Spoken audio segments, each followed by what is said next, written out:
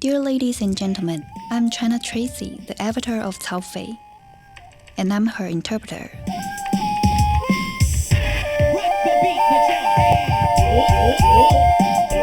Our generation has grown up in a fluid and mobile environment where cultures mix and diverge. Pop culture has spread rapidly into every corner of China. When I was little, I would go out and learn street dance. Later,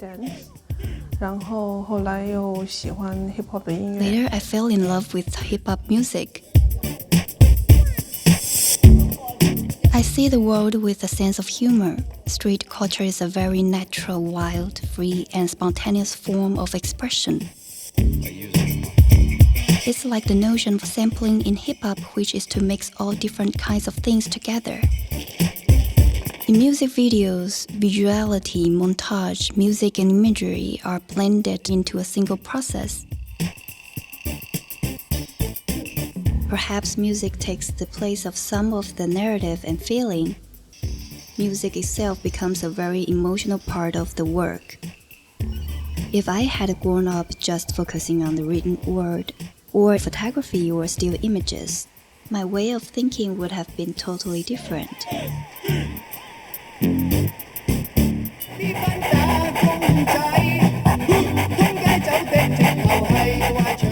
I had just graduated from college and had the opportunity to become exposed to the working world.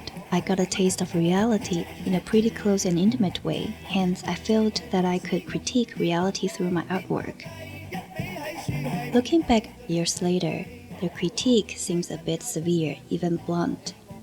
But my later works begin to reflect on a more thorough understanding of society as a whole, and they are quite different from the impulsive urges of that early period.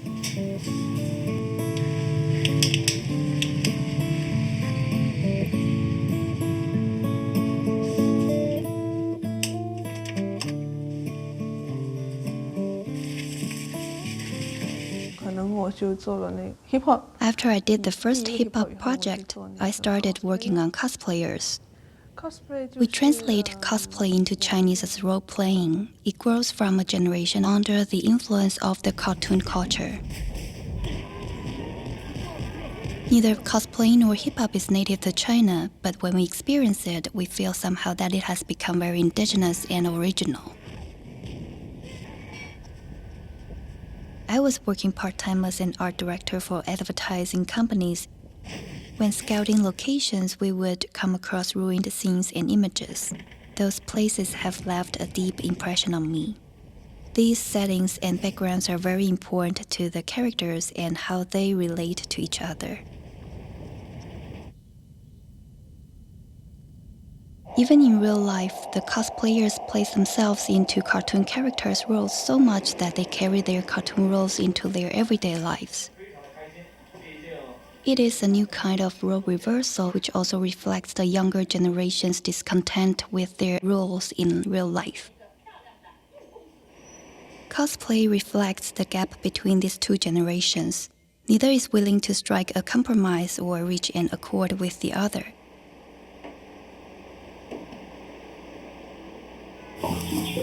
When I got an invitation from Siemens Electric, I started to work on the video Who's Utopia. I thought that this might be a good opportunity to shoot inside a factory, usually very difficult because generally there is a high level of commercial protectionism.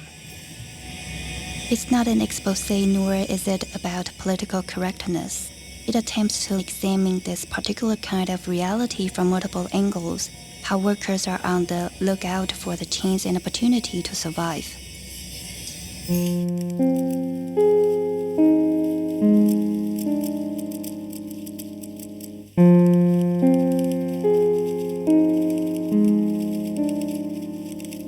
It also has this avatar-like element with the workers role-playing their fantasies. I often have the feeling that they truly value this kind of opportunity to remake themselves. For corporations to let artists create works with the factory as the backdrop is an attempt to forge a corporate culture. What artists do in reality in the art world is not all that important to the corporation. What's important is the project that is created.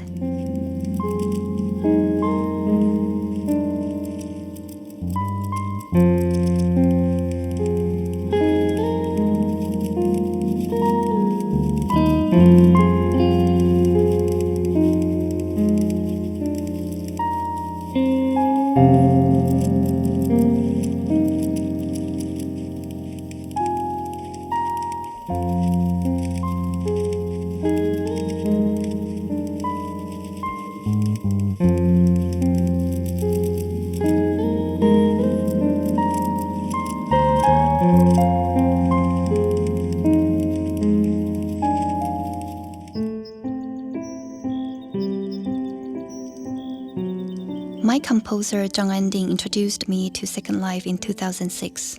He was purchasing a land in an online game, and he said that he can construct and have his own Second Life.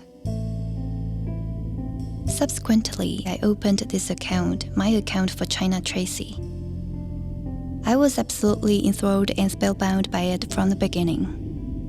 I started with the very basics, how to take my first baby steps and how to talk to people. The whole process was totally captivating and riveting. China is her surname, Tracy the given name. I wanted to enter this virtual world with an ordinary person's perspective to see what was happening out there. In the beginning, I was working with a set of pre-designed personas that a new Second Life user can choose from when constructing their avatar. Over time, I spent a lot of money buying her skin, her eyes, her figure, and even her sex organs to give her a more modern look.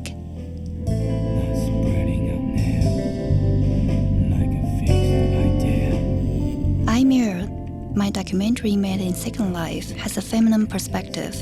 In this documentary, you will see a strong sense of selfhood, a sense of using my own body, my own self to explore this world.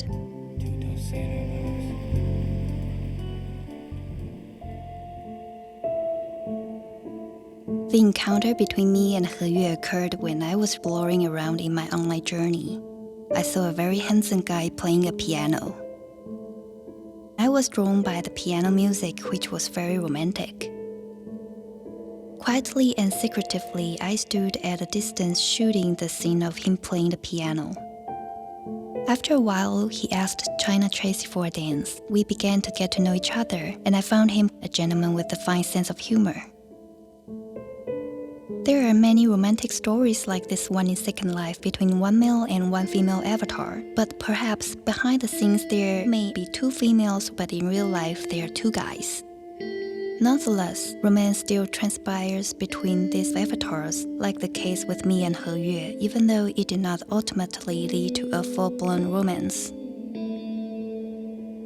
I finally learned that he was about 67, a fairly old guy in real life. He is a communist, a big fan of Marx, and he would often wear a t-shirt with Marx's image.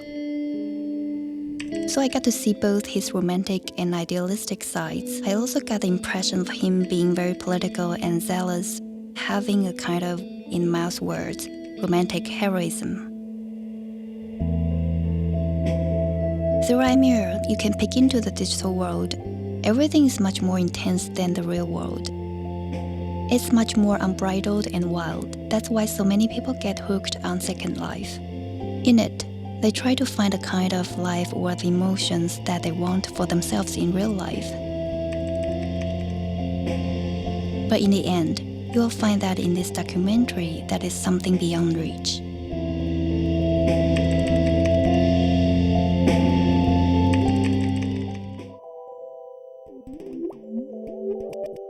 R&B City was conceived while I was still exploring Second Life.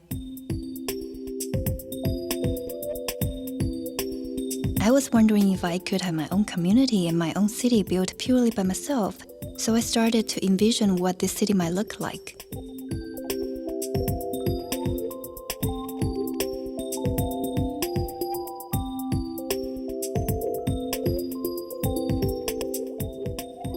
In 2007, the video of R&B City was basically finished. It's an imagining, a draft design of the overall appearance of this city.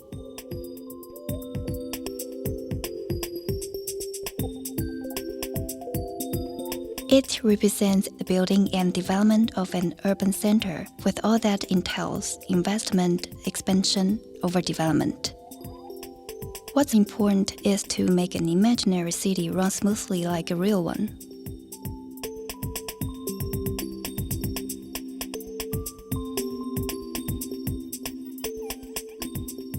We first came up with a list of options for all the different components in the building of the city. Different buildings and landmarks that we absolutely want to have in the cityscape.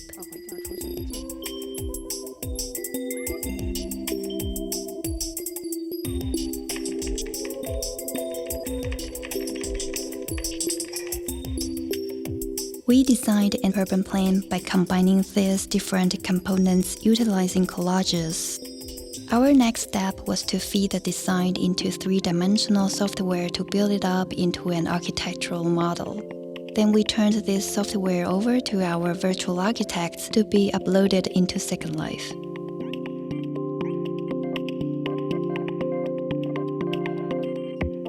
I would prefer it to be a more open environment where you can keep adding things to implement whatever ideas you come up with.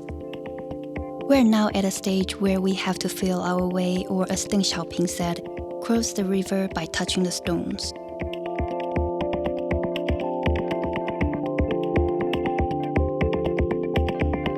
Take our current mayoral program for example. Each mayor will serve a 3-month term for RMB City and be free to make his own policies and decisions or to have her own interpretation of this city.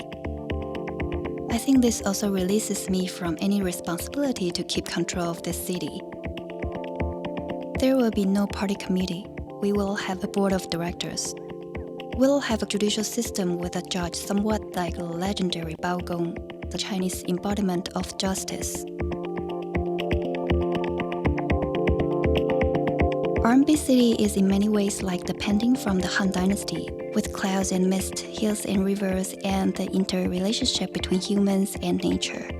It made me wonder if this aesthetic is deeply rooted in the Asian way of thinking.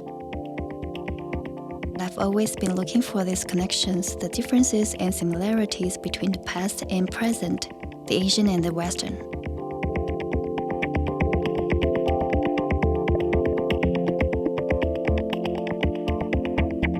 RMB is the abbreviation for the Chinese currency, the renminbi. Renmin means the people, the general population. And the R could almost stand for republic or revolution. In Chinese, the name sounds like the people's city. So it comes to take on all these associative meanings. I think it sounds like a remembered city, a city of memories.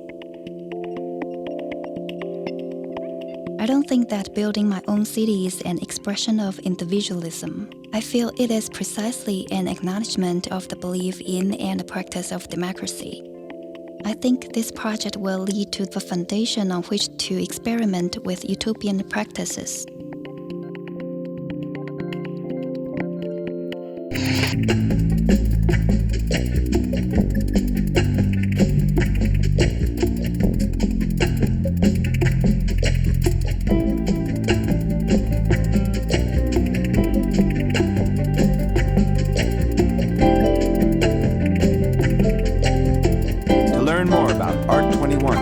Art in the 21st century and its educational resources, please visit us online at pbs.org. Art21, Art in the 21st Century is available on Blu-ray and DVD. The companion book is also available. To order, visit us online at shoppbs.org or call PBS Home Video at 1-800-PLAY-PBS.